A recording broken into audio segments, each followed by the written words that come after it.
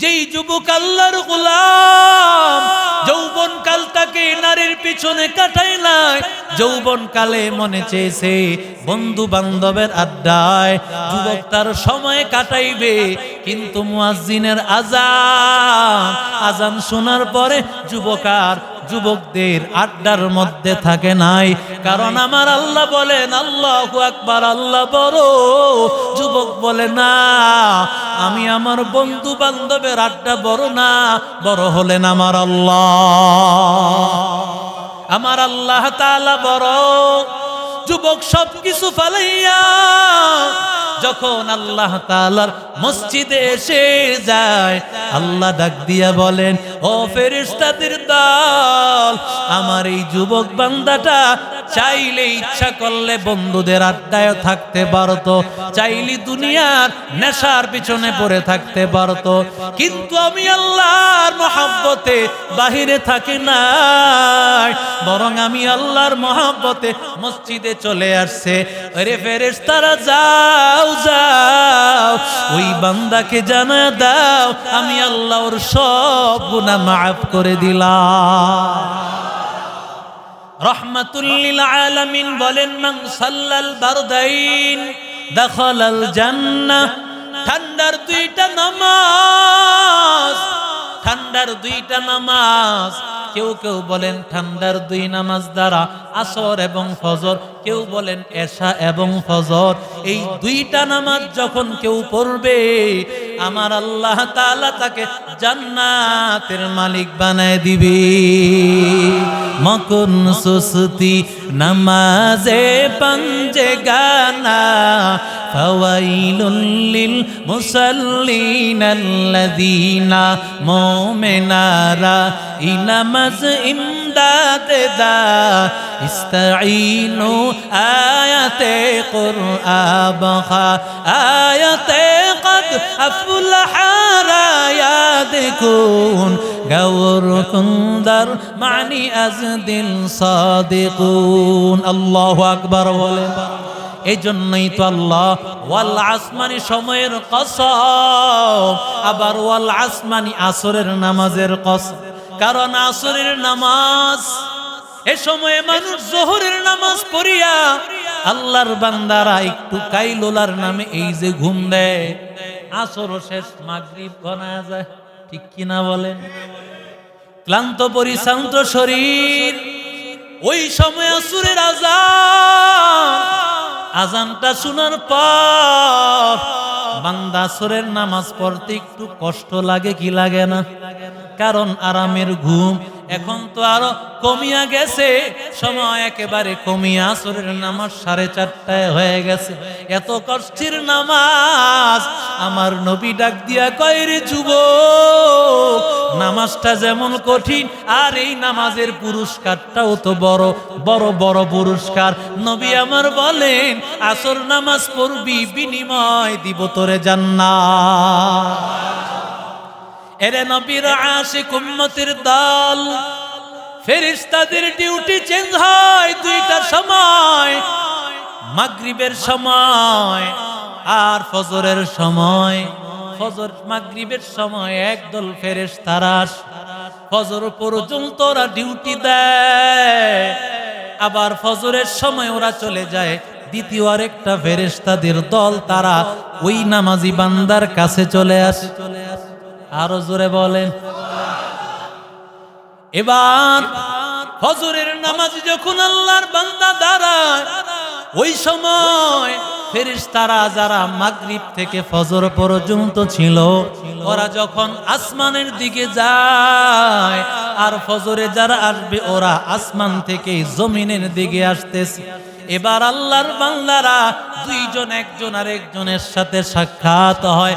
আল্লাহর কাছে যাওয়ার পর ফেরেশতাদেরকে আল্লাহ কুনতুম তারাকতুম ইবাদি, কিভাবে আমার বান্দাদেরকে কোন অবস্থায় রেখে আসছো?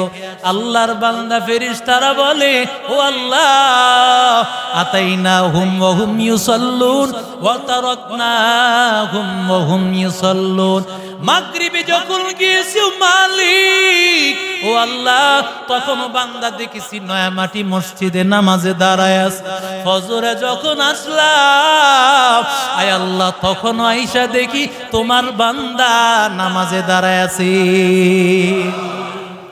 আল্লাহ ডাক দিয়ে বলে, ও ফেরেশতাদের দল, যেই বান্দা মাগরিবেও ছিল নামাজের মধ্যে, ফজরও ছিল নামাজের মধ্যে, আমি আল্লাহ তাআলা ঘোষণা করে দিলাম ওই বান্দাকে আমি আল্লাহ তাআলাকে ওরা দেখে নাই, আমার জান্নাত দেখে নাই, জাহান্নাম দেখে নাই।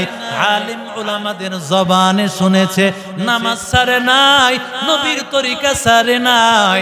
আল্লাহ তাআলা ডাক দিয়া বলেন, আমি আল্লাহ ঘোষণা করে দিলাম ওদের জিন্দেগীর সব গুনাহ আমি আল্লাহ মাফ করে দিলাম।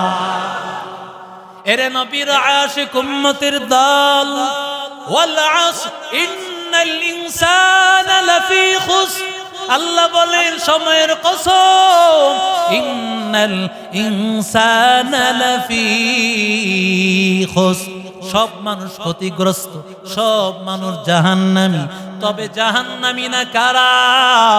আল্লাহ বলেন, ইল্লাল্লাযীনা আমানু ওয়া আমিলুস সালিহাত ওয়া তাওয়াসাউ বিল হাক্কি ওয়া তাওয়াসাউ বিস সাবর। আল্লাহ বলেন এক নম্বর হবে ঈমানদার। এর আল্লাহর বান্দা যুবক, ঈমানের কত দাম! ও নয়ামাটির মুসলমান, আজকে আমরা ঈমানদার হয়েছি, বাবা মুসলমান, মা আমার মুসলমান, জন্মসূত্রে হয়েছি মুসলমান, কিন্তু জানো না রে বাবা, যারা জন্মসূত্রে মুসলমান হয় নাই, তালাশ করে দেখো ওরা কি কষ্ট করে মুসলমান হয়েছে। মা বাবায় মুসলমান, এরপরও বান্দা আল্লাহর দিকে তাকাইয়া আল্লাহর মহব্বতে, নবীর মহব্বতে মুসলমান। বেলালের দিকে তাকাইয়া দেখ, ওই মরুভূমি উত্তপ্ত বালুর মধ্যে বেলাল রে শুয়াইয়া, বেলাল রে বলেও বেলাল আল্লাহর উপর ঈমান সার। বেলাল ডাক দিয়া কয়, আহাদ আহাদ, আমার আল্লাহ এক, আমার আল্লাহ এক, আমার দয়ার মাওলা রে, আমার দয়ার মাবুদ রে, কোথায় গেলে পাইব তোমার ঠিকানা, তোমারে বুঝি আমরা পাইলাম না, তোমারে পাইবার আশে ঘুরি আমি দেশ বিদেশে, মাহফিলের ময়দানে করলাম বিছানা, নয়ামটি মসজিদে করলাম বিছানা, ওলামায়ে কেরামের মজলিসে করলাম বিছানা। জোরে কোন আল্লাহু আকবার। এর যুবক, হযরত বেলালকে কত কষ্ট দিয়েছে, সেই কষ্ট হাজার কোটি বারের একবারও আমরা পোহাতে হয় নাই। ঈমানদারের কত দাম, একবার জবান দিয়া ঈমান আনলে কত দাম। কারণ পয়গম্বর বলেন, মান ক্বালা লা ইলাহা ইল্লাল্লাহ দাখালাল জান্নাহ। এরে উম্মতের দল, কেউ যদি একবার মহব্বতের সাথে জবান খুলে পড়ে লা ইলাহা ইল্লাল্লাহ, এই কথা বলতে দেরি হয়, সাথে সাথে জান্নাতে যাইতে দেরি হবে না। আল্লাহর রাসূল সাল্লাল্লাহু আলাইহি সাল্লাম এই হাদিসটা যখন হযরত আবু হুরায়রাকে শুনাইছেন, আবু হুরায়রা, তুমি যাকে পাইবা এই কথা শোনায়া দিবা, মান ক্বালা লা ইলাহা ইল্লাল্লাহ দাখালাল জান্নাহ। প্রথমে দেখা হইছে ওমরের সাথে, নরম না গরম? কয় নবীজি এক হাদিস শুনাইছেন, কেউ যদি পড়ে লা ইলাহা ইল্লাল্লাহ তাকে জান্নাতে দিবে। এরে মাইরা বইছে থাপ্পড়। কি মারা বইছে? আরো জোরে কন। কয় খবরদার, তুমি এই খবর কাউকে শোনাইবা না। যখন থাপ্পড় মারছে, হযরত আবু হুরায়রা নবীর কাছে গেছেন, ইয়া রাসূলুল্লাহ, আপনি শোনাইছেন হাদিস, কেউ যদি লা ইলাহা ইল্লাল্লাহ পড়ে তাকে আল্লাহ জান্নাত দিবে। আমি এই কথা হযরত ওমরের সাথে দেখা হয়েছে, প্রথমেই দেখা হয়েছে কার সাথে? ওমরের সাথে। তারে শুনাইছি, সে আমারে থাপ্পড় মারছে। ওমর, কেন থাপ্পড় মেরেছো? ওমর ডাক দিয়া বলেন, ও পয়গম্বর, লা ইলাহা ইল্লাল্লাহ বলে জান্নাতে যাবে, এই কথা যদি শুনে আমল যাই করে এটাও ছাড়বে। কথা কর না কেন? নামাজ পড়ে কি লাভ? কোরআন তেলাওয়াত করে কি লাভ? রোজা রেখে কি লাভ হবে? পয়গম্বর বলেন, না না, কালেমা পড়নেওয়ালাকে আমার আল্লাহ একদিন না একদিন নিয়ে যাবে জান্নাতে। এরে নবীর আশিক উম্মতির দল, পয়গম্বরের একজন সাহাবী আসওয়াদ রাদিয়াল্লাহু তাআলা আনহু, নাম হলো আসওয়াদ, দেখতেও আসওয়াদ মানে কালো। আসওয়াদ মানে কি? পয়গম্বরের সাহাবী আসওয়াদ।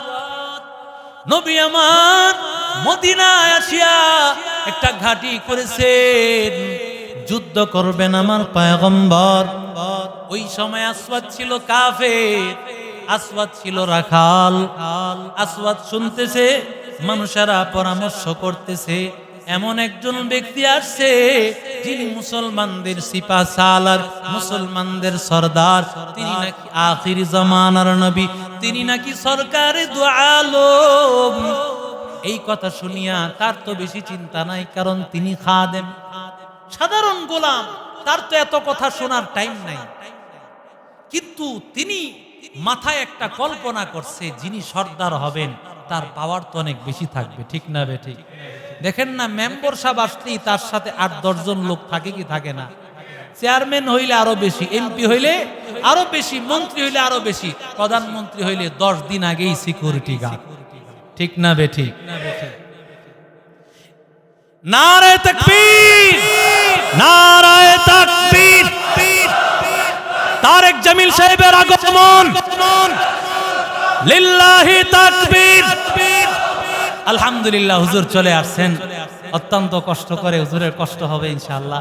হুজুর গুরুত্বপূর্ণ আলোচনা করবেন ইনশাআল্লাহ।